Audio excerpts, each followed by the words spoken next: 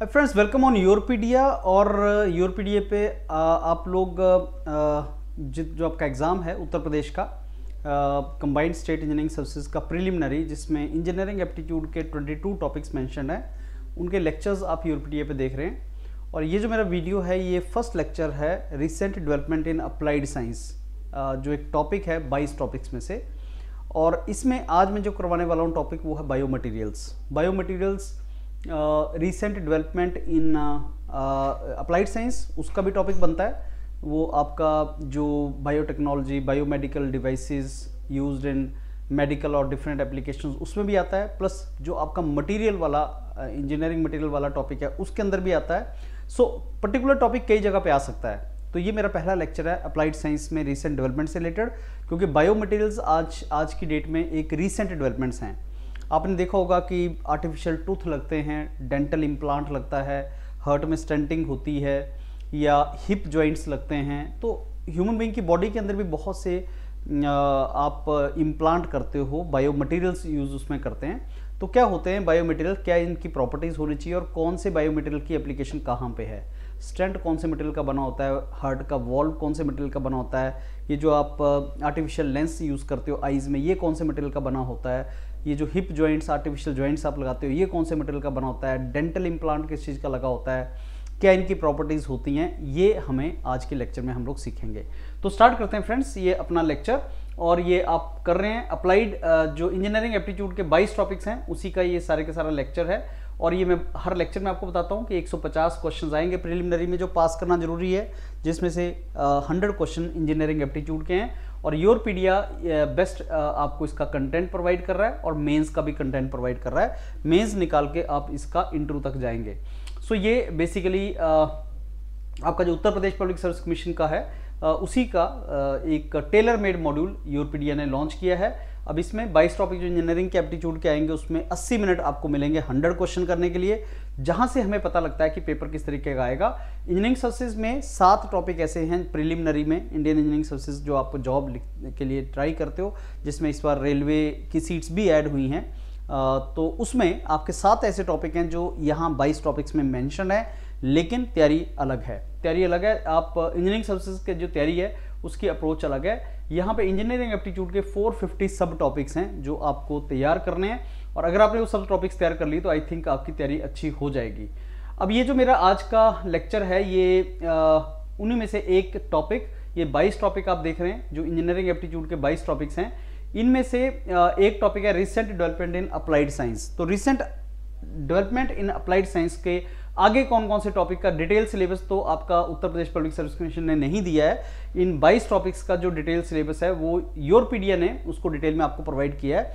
आज का मेरा जो लेक्चर है वो है recent development in applied science में बायो मटीरियल्स में से।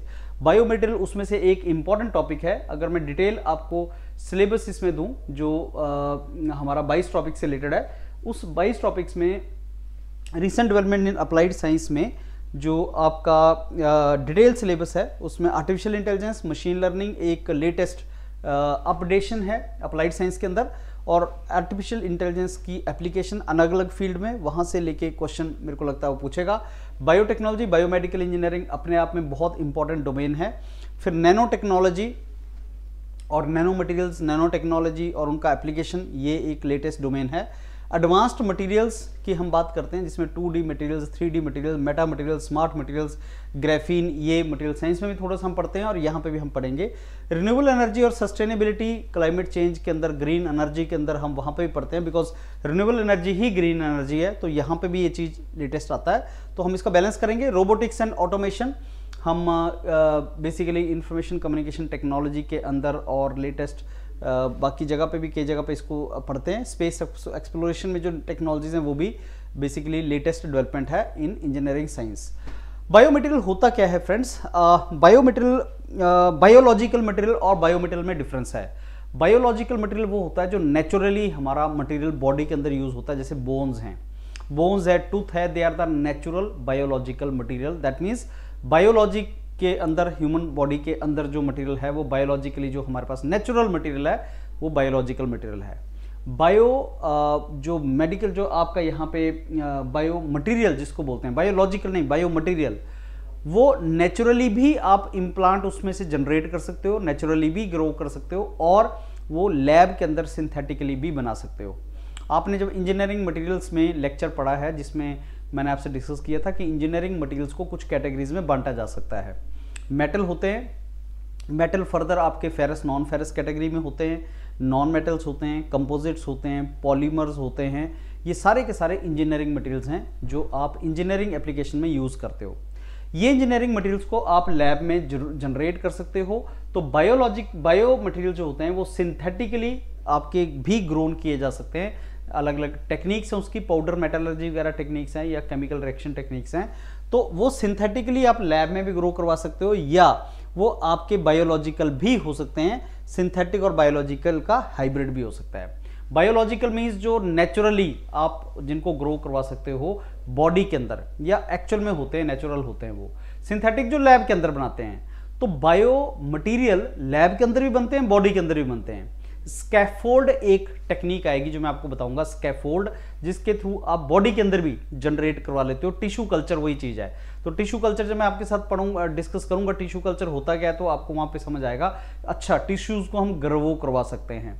तो टिश्यू कल्चर, स्कैफोल्डिंग, वो सारी की सारा प्रोसेस जब हम नेचुरली ग्रो करवा सकते हैं मटेरियल को, दूसरा लैब के अंदर। तो जितने भी पॉलीमर, कंपोजिट है, ये आप लैब में ग्रो करवाते हो, या हाइब्रिड दोनों हम ग्रो करवा सकते हैं। पर्पस इसका क्या होता है कि जो बेसिकली बॉडी के फंक्शंस हैं वो किए जाएं। कि साहब अगर आपका बोन काम नहीं कर रही तो आपको आर्टिफिशियल बोन लगनी है। अगर आपका दांत चला गया तो आपने दांत लगाना है। तो आर्टिफिशियल बाहर से कोई ऐसा मटेरियल मैं बॉडी में लगा दूं, रिप्लेस कर दूं, और चाहे वो आपका टिश्यू हो, चाहे वो आपका और कोई बॉडी का पार्ट हो, चाहे आई के ऊपर आपका अपने आई लेंस यूज करने हैं, तो ऐसा कोई मटेरियल, क्वालिटी ऑफ लाइफ बढ़ती है, नो डाउट, हेल्थ बढ़ती है, मोबिलिटी बढ़ती है, और ह्यूमन बीइंग को इससे बेनिफिट होता है। अब bio material basically biological system के अंदर फिट होना चाहिए, और उसका जो बेसिकली दो तरह से यूज कर सकते हैं। एक कि आपको कोई प्रॉब्लम आ रही है तो उसका इलाज हो जाए, तो दूसरा कि आपको प्रॉब्लम आ तो नहीं रही, लेकिन अगर आप उसको यूज कर लें तो आपको बेसिकली उसका बेनिफिट हो जाएगा। थेरापेटिक होता है कि तुम चेंज कर रहे हो, इलाज करवा रहे हो। थेरेपी आप जानते हो बेसिकली वो क्या होता है, थेरेपी देना, किसी को ठीक करना, किसी को बेसिकली ट्रीटमेंट देना। डायग्नोस्टिक होता है कि मेरे को पता लगाना कि कोई प्रॉब्लम तो नहीं है। जैसे मैं आपको एक एग्जांपल देता हूँ, अगर आपके पेट में पेन हो रहा है तो एंडोस्कोपी होती है, जिसमें एक पाइप डाली जाती है और अंदर देखा जाता है कोई प्रॉब्लम तो नहीं है, वो डायग्नोस्टिक है। अब ऐसे मटेरियल आ गए हैं कि जो कैप्सूल की फॉर्म में आप स्वेलो करोगे, आपको एंडोस्कोपी पाइप नहीं डालनी पड़ेगी, वो अंदर जाएगा और बॉडी में देखेगा कि कहीं को प्रॉब्लम तो नहीं, और कैमरा से आप ऑब्जर्व कर सकते हैं, डायग्नोस्टिक। अब अंदर जो तुम कैप्सूल ले रहे हो, या अंदर जो तुम बॉडी के अंदर जो भी मटेरियल डाल रहे हो, बायो मटेरियल होना चाहिए, वो बॉडी का कंपैटिबल होना चाहिए। क्योंकि हमारी बॉडी रेजिस्ट करती है जब भी उस बॉडी के अंदर कोई बाहर से चीज आती है, और उसको रेजिस्ट करती है बॉडी। ऑब्वियसली बॉडी को अपने आप को प्रोटेक्ट करना है। तो बायो मटेरियल की प्रॉपर्टीज में बाद में आपको बताऊंगा कि ये आपके जो बायो मटेरियल होते हैं ये बायो कंपैटिबल होने चाहिए, बॉडी के साथ कंपैटिबल होने चाहिए। तो बायो मटेरियल का यूज दोनों तरीके से किया जाता है। थेरापेटिक, इलाज के लिए, स्टंटिंग डालनी है हार्ट के अंदर, वॉल्व खराब हो गया हार्ट का, आईज के अंदर मैंने लेंस डालना है, या मैंने दांत रिप्लेस करने हैं, मैंने बोन्स रिप्लेस करनी है, ये थेरापेटिक इलाज हो रहा है। दूसरा डायग्नोस्टिक, बॉडी के अंदर कोई चीज डाली और फिर देखा गया कि अंदर कोई प्रॉब्लम तो नहीं है, कहीं ब्लॉक तो नहीं है हार्ट के अंदर। अगर हार्ट के अंदर ब्लॉक है तब स्टंटिंग डलेगा। तो ये जो एंजियोप्लास्टी वगैरह होती है, एंजियोग्राफी होती है, ये आप जानते हो जिनके ब्लॉक होता है हार्ट के अंदर, उनको चेक करते हैं डॉक्टर और उसको देखते हैं। सो बायो मटेरियल और बायोलॉजिकल मटेरियल में मैंने आपको डिफरेंस बताया फ्रेंड्स क्या है, और उसी से एक टर्म निकला है बायोटीरियल। बायोलॉजिकल मटेरियल या बायो मटेरियल, उसको कंबाइन करके बायोटीरियल टर्म हमने बेसिकली प्रपोज की है। और ये बायोलॉजिकली प्रोड्यूस्ड मटेरियल, जैसे जो बोन हैं जिनको हम बनाते हैं, बायोलॉजिकली जो प्रोड्यूस करते हैं, मतलब बॉडी के अंदर हम अगर कोई चीज को प्रोड्यूस कर दें तो बायोलॉजिकल मटेरियल बन जाते हैं वो। बायो मटेरियल्स बेसिकली सिंथेटिकली भी हो सकते हैं, लेकिन बॉडी के अंदर भी डेवलप कर सकते हैं। तो बॉडी के अंदर जो डेवलप कर दिया उनको बायोटीरियल हमने टर्म बोल दिया। बायो कंपोजिट्स वगैरह उसी का एग्जाम्पल है।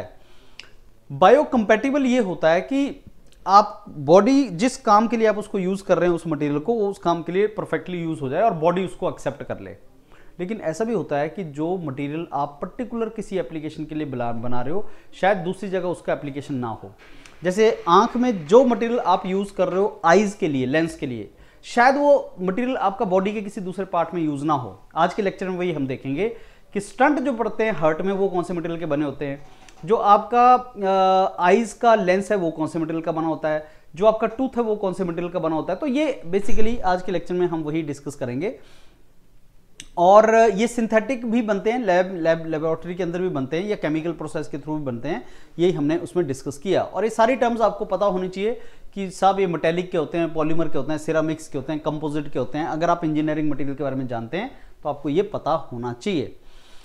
अब आज के लेक्चर में हम ये जरूर देखेंगे कि जो बायोलॉजिकल मटेरियल हैं जो हार्ट के अंदर वॉल्व यूज होता है, जो स्टंटिंग डलती है वो कौन से मटेरियल की डलती है, या जो हिप इम्प्लांट होता है, हिप जॉइंट पे डलता है वो कौन से मटेरियल का होता है, और बायो मटेरियल्स की एप्लीकेशंस के हैं।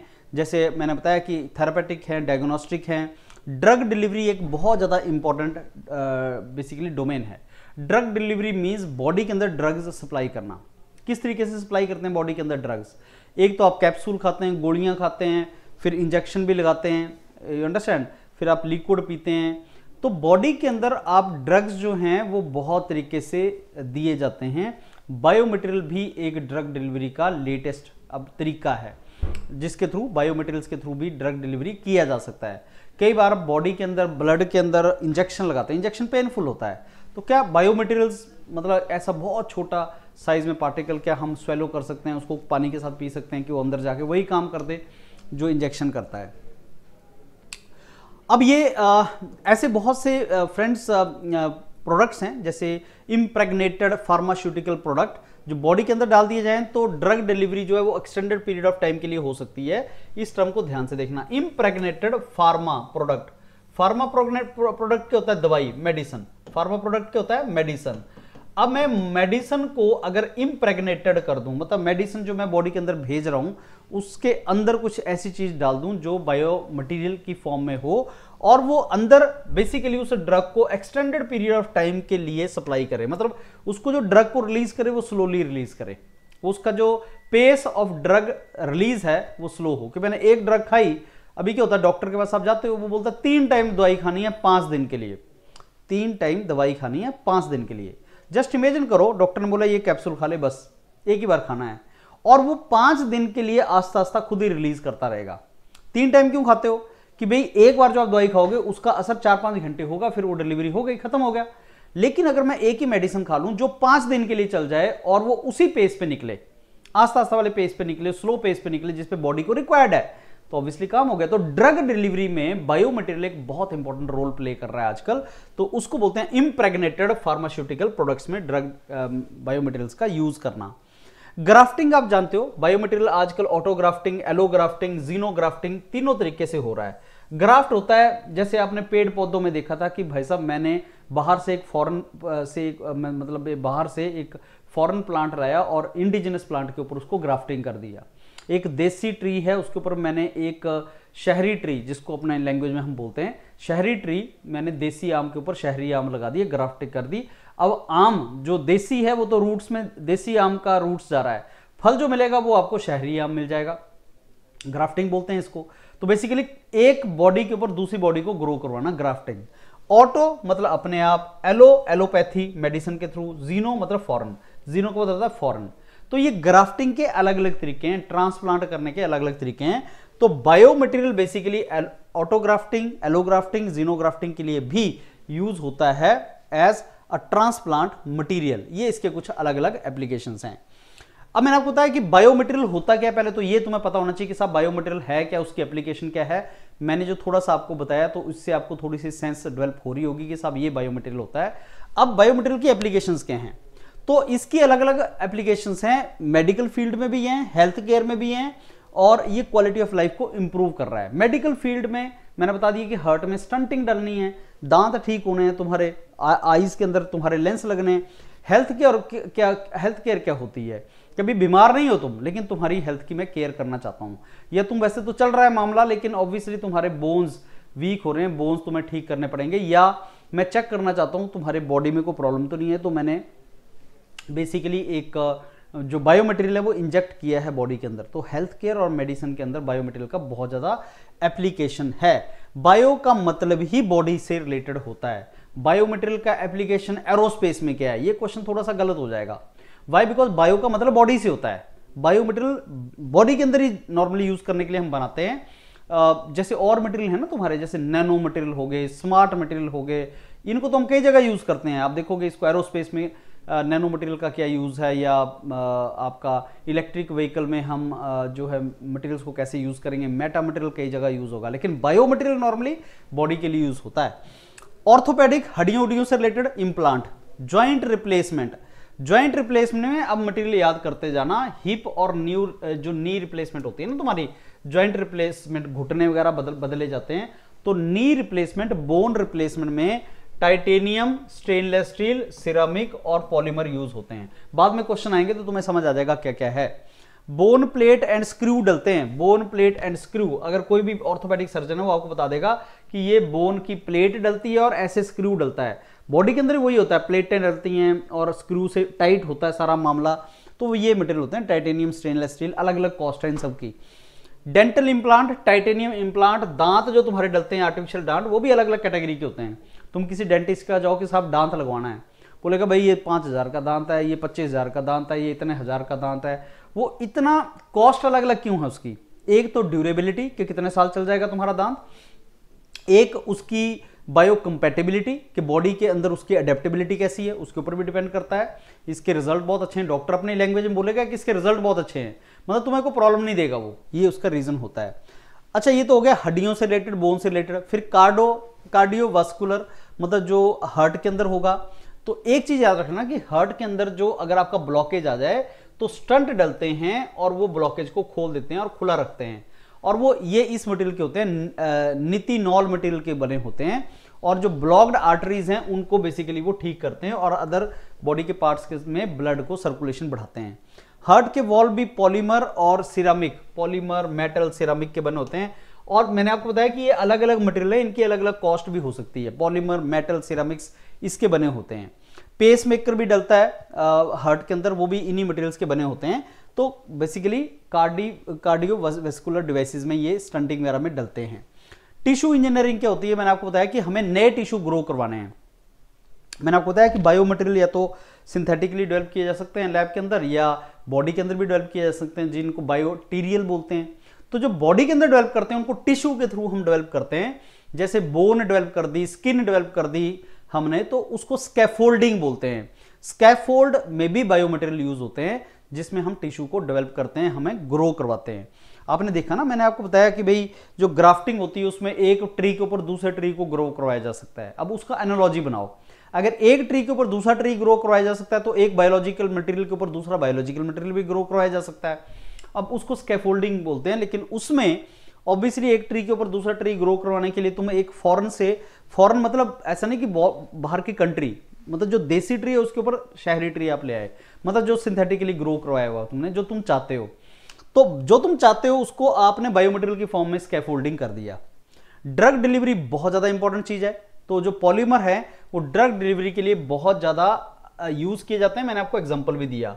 तो बायोडिग्रेडेबल पॉलीमर को ड्रग डिलीवरी के लिए आजकल यूज किया जा रहा है और ये बहुत बड़ी एप्लीकेशन है। अच्छा, आईज में, ऑप्थल में क्या होता है? आईज में इंट्रा ऑकुलर लेंसेज, मतलब जो आंख में लेंस डलते हैं वो बेसिकली उनको रिप्लेस किया जा सकता है, और ये भी पॉलीमर के बने होते हैं। और इसमें आपने नाम याद रखना है, silicon and hydrogel. And I am very sure आप इसमें नोट करते जा रहे हैं कि क्या क्या चीज आपको याद करनी है जो मैं यहां पढ़ा रहा हूं। तो जो लेंस डलते हैं साहब वो हाइड्रोजेल के बने होते हैं, वो सिलिकॉन के बने होते हैं, ये आपको पता लग जाएगा यहां से। फिर डेंटल में मैंने बताया कि जो डेंटल क्राउनिंग करती हैं सिरामिक वगैरह की बनी होती हैं। दांत एक ऐसे मटेरियल के, दांत सिरामिक के होते हैं, बेसिकली सिरामिक मटेरियल होता है ये।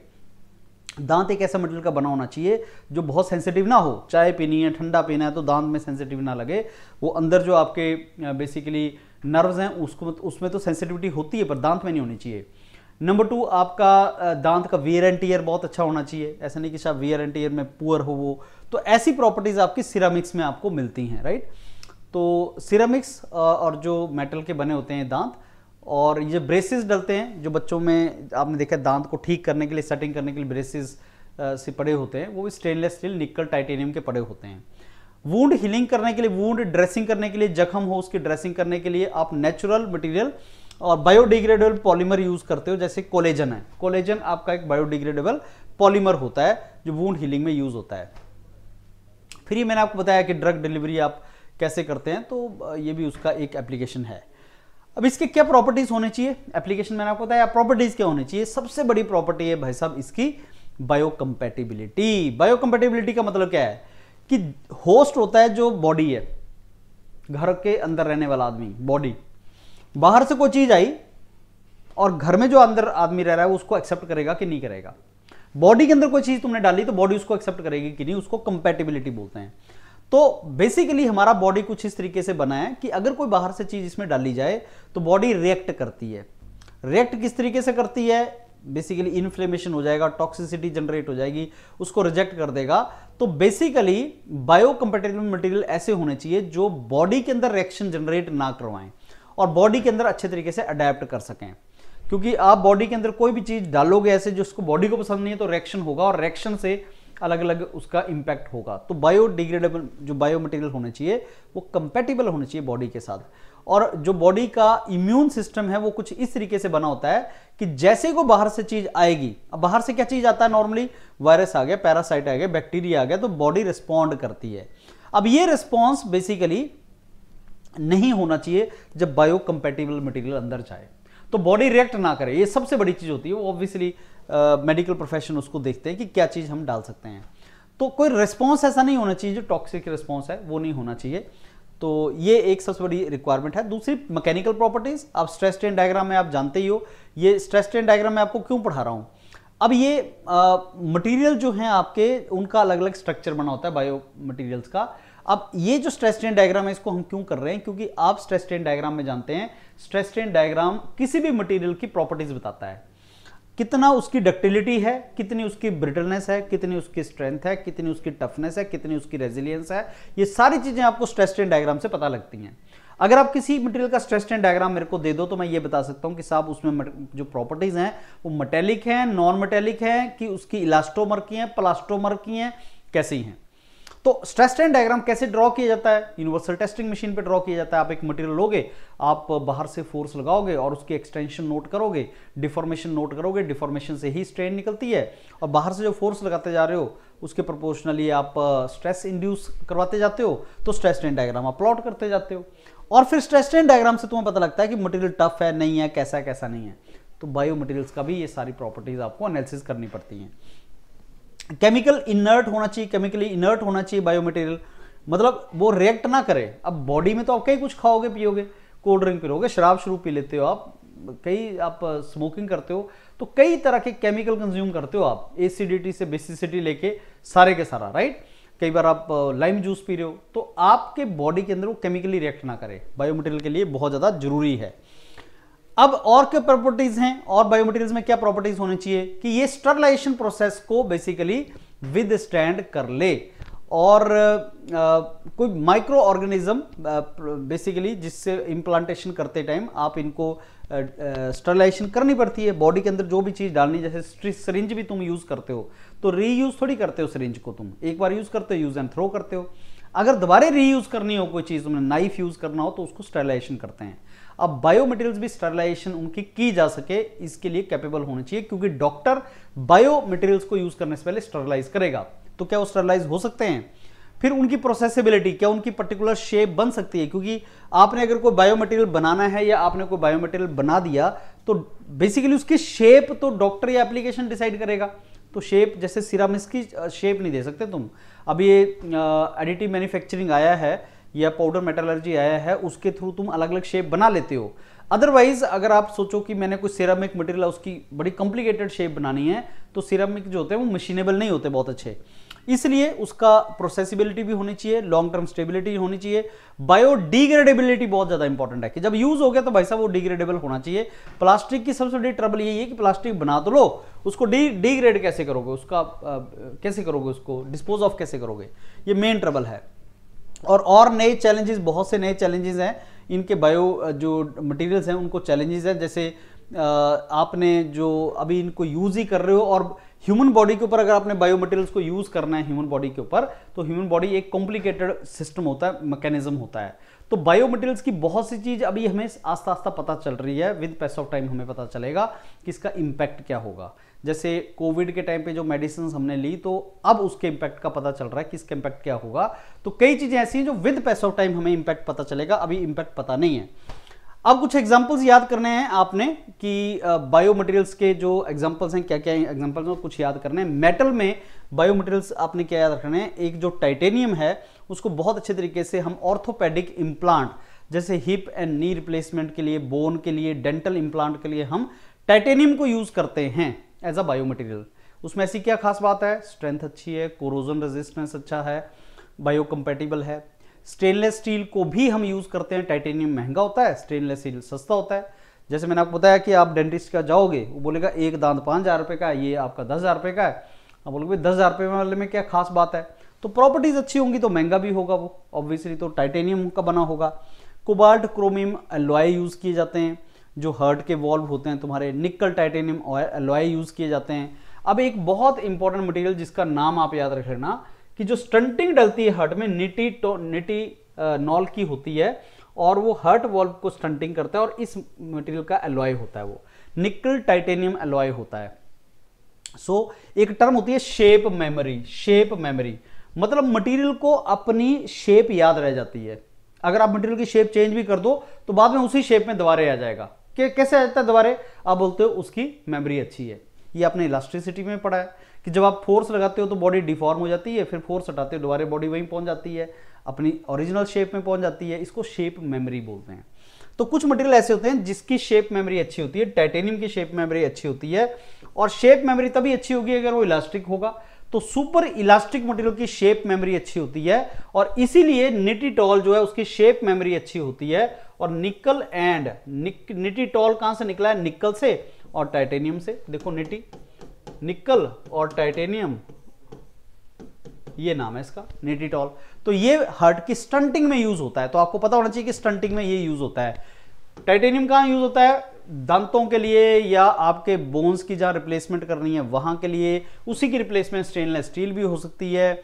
उसी तरीके से कोबाल्ट क्रोमियम भी एलॉय यूज किया जा सकता है वॉल्व के लिए, लेकिन बेस्ट होता है निटिटॉल, ये यूज किया जाता है। सिरामिक्स में एक नाम आप बहुत अच्छा जो याद कर सकते हैं वो बेसिकली हाइड्रोक्सेपेटाइट है, जो बेसिकली सिरामिक है। और उसके अंदर वो सारे के सारे जो ट्रेड्स अभी हमने डिस्कस किए वो सारे के सारे ऑर्थोपेडिक इम्प्लांट्स वाले होते हैं। इसको भी यूज किया जाता है, एल्यूमिना को, जिरकोनिया का, ये अलग अलग इनकी स्ट्रेंथ्स है। तो सिरामिक ये नाम है, एल्यूमिना, जिरकोनिया ये उसका नाम है जो आप यूज कर सकते हो। पीछे मेटल था। पॉलीमर में ये नाम आते हैं। पॉलीमर नॉर्मली यूज होता है आंखों के लिए, राइट। तो जो कॉन्टैक्ट लेंस होते हैं पॉलीमर के बने होते हैं, और ये नाम प्लीज याद रख लेना, हाइड्रोजेल वगैरह, ये contact lens, maximum contact lens जो होते हैं प्राइमरी बायोमटेरियल होता है कॉन्टैक्ट लेंस का हाइड्रोजेल। तो ये नाम याद रख लेना कि हाइड्रोजेल कॉन्टैक्ट लेंस के लिए यूज करते हैं हम, और ये बहुत इंपॉर्टेंट है। जैसे कोलेजन आप किस लिए यूज करते हो, आप वुंड ड्रेसिंग के लिए, ड्रग डिलीवरी के लिए कोलेजन यूज करते हो, वो भी पॉलीमर है। तो ये नाम आपको फ्रेंड्स याद करने हैं। कंपोजिट क्या होता है, कंपोजिट होता है दो या दो से ज्यादा मटेरियल्स का बना हुआ। और कैसे आप मटेरियल को जोड़ते हो उसके कुछ तरीके हैं। फाइबर प्लस मैट्रिक्स कंपोजिट, ये देखो ये मैट्रिक्स है, उसके बीच में मैंने फाइबर डाल दिया। फाइबर डाल दिया, जैसे आप घर में देखते हो ना बिल्डिंग बनी होती है, बिल्डिंग के अंदर जो सीमेंट है और उसके अंदर सरिया डाला होता है तुमने, मेटल का रॉड, मेटल की रॉड डाली और सीमेंट है तो ये आरसीसी बन गया तुम्हारा, समथिंग लाइक दैट, जो स्ट्रेंथ देता है उसको। ये बेसिकली फाइबर इस मैट्रिक्स की बॉडी बनी होती है और फाइबर उसको स्ट्रेंथ देता है। फाइबर की अपनी कुछ प्रॉपर्टीज होती हैं जिसके चलते वो कंपोजिट को स्ट्रेंथ देता है। अब ये फाइबर किस तरीके से जोड़ते हो तुम मैट्रिक्स के अंदर, उसके अलग अलग तरीके हैं। लेमिनेट फॉर्म में हो सकता है, सैंडविच फॉर्म में हो सकता है, हनी कॉम्ब सिस्टम की फॉर्म में हो सकता है। पार्टिकल अगर डाल दिए तो पार्टिकल रेनफोर्स्ड है, फाइबर डाल दी तो फाइबर रेनफोर्स्ड है। ये सरिया जो मैंने आपको बताया तो हाइब्रिड है, वो सरिया डाला होता है ना, ये देखो टिपिकली सरिया डाला होता है तुम्हारा सीमेंट के अंदर। तो ये अलग अलग कंपोजिट हैं। कंपोजिट मतलब दो चीज की जुड़ी हुई चीज, वो कंपोजिट होता है। और कंपोजिट भी आपका जैसे फाइबर रेनफोर्स्ड कंपोजिट्स हैं, वो ऑर्थोपेडिक इम्प्लांट या डेंटल एप्लीकेशन में हम इसको यूज करते हैं, तो ये कंपोजिट यूज हो जाते हैं। अब ये क्वेश्चन आपने कर लेने हैं और ये इंपॉर्टेंट क्वेश्चन है। तो बायोमटेरियल का कौन सा ऐसा है जो नहीं है की फीचर, तो सारे हैं, बायो कंपेटिबल होना चाहिए, बायो इनर्ट होना चाहिए, बायो डिग्रेडेबल होना चाहिए, मतलब केमिकल उसकी वो नहीं होनी चाहिए, इनर्टनेस नहीं होनी चाहिए उसके अंदर। और इसको एक बार पढ़ लो, जो मैंने ऊपर आपको करवाया वही सारी की सारी चीज़ यहाँ पे मैंने लिखी है। डॉक्यूमेंट आपको दे रहा हूँ सो दैट आप पढ़ लो। और आपने नोट्स नहीं बनाने हैं, क्योंकि सारा मॉड्यूल नो नोट्स मॉड्यूल है ये, जिसमें आप कम से कम टाइम में रिवाइज कर सकते हो। तो टाइटेनियम को हम ऑर्थोपेडिक इम्प्लांट के लिए यूज करते हैं, क्योंकि टाइटेनियम की स्ट्रेंथ ज्यादा होती है और कोरोजन रेजिस्टेंस बहुत ज्यादा होता है।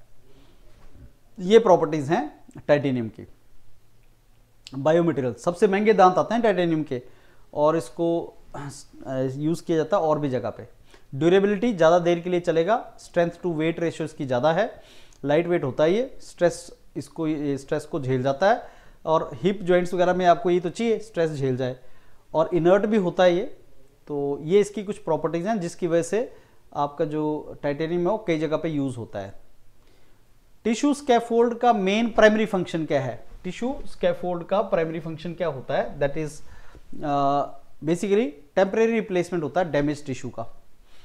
टिश्यू मतलब डैमेज टिश्यू जो है उसको आप टेम्परेरीली रिप्लेस कर देते हो, that is the purpose of this. Tissue scaffold जो है वो टिश्यू इंजीनियरिंग का पार्ट है। टिश्यू इंजीनियरिंग हम डिटेल में करेंगे, और वो बेसिकली नए टिश्यूज को प्रोड्यूस करता है।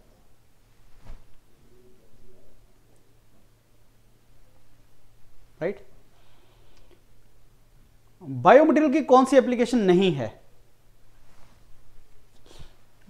ऑब्वियसली जॉइंट रिप्लेसमेंट है, ड्रग डिलीवरी है, डेंटल इंप्लांट है। ये सारे के सारा हम ऑलरेडी कर चुके हैं फ्रेंड्स, तो इसको एक बार आप गो थ्रू करेंगे। टिश्यू इंजीनियरिंग, स्कैफोल्ड और ड्रग डिलीवरी उसके एग्जांपल हैं।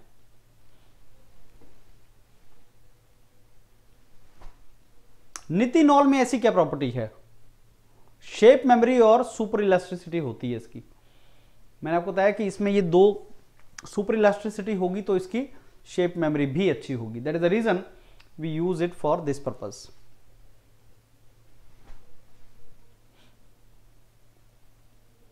Even if it is deformed, it can come back to its original shape. That is the property of nitinol, and because of that property, nitinol is used.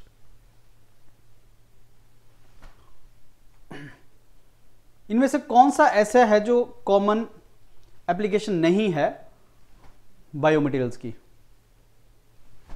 ये हमने discuss कर दिया। I think there is a small fly which is creating trouble hair.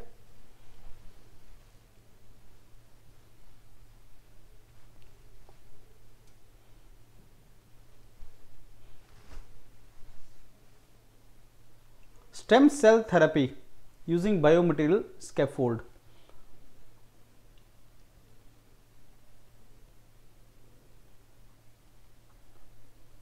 Biocompatibility सबसे ज्यादा important है scaffolding के लिए।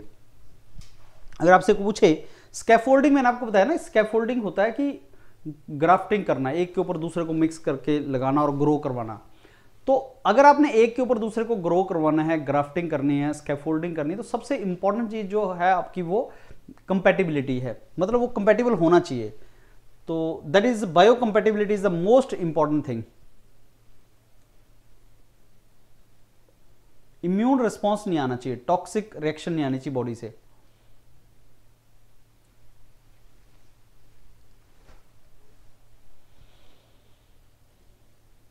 Critical characteristic क्या होते हैं आइडियल बायोमटेरियल स्कैफोल्डिंग के? Porosity, biodegradability, biocompatibility. डेंसिटी ज्यादा होनी चाहिए? नहीं, बायोमटेरियल्स में डेंसिटी ज्यादा नहीं चाहिए आपको, क्योंकि डेंसिटी के साथ नॉर्मली क्या होता है, आपका weight ratio, strength to weight ratio आपकी कम हो जाती है। आपकी स्ट्रेंथ टू वेट रेशियो कम होती है, that is a main trouble which comes with this. So friends, these are the ideal characteristics of biomaterial scaffolding. Biocompatibility, biodegradability, porosity, cell infiltration वगैरह के लिए जरूरी है porosity, mechanical properties. Tissue engineering scaffold के लिए कौन सा बायोमटेरियल यूज करते हैं? कोलेजन। ये बेसिकली एक प्रोटीन होता है जो ह्यूमन बॉडी में प्रोड्यूस होता है, और टिश्यूज डेवलप करने के लिए इसको यूज किया जाता है। ट्रिपल हेलिकल प्रोटीन, जो इसकी जो स्ट्रक्चर है that gives strength and flexibility. So remember it, This is the most naturally abundant protein, triple helical protein, which is used for these applications.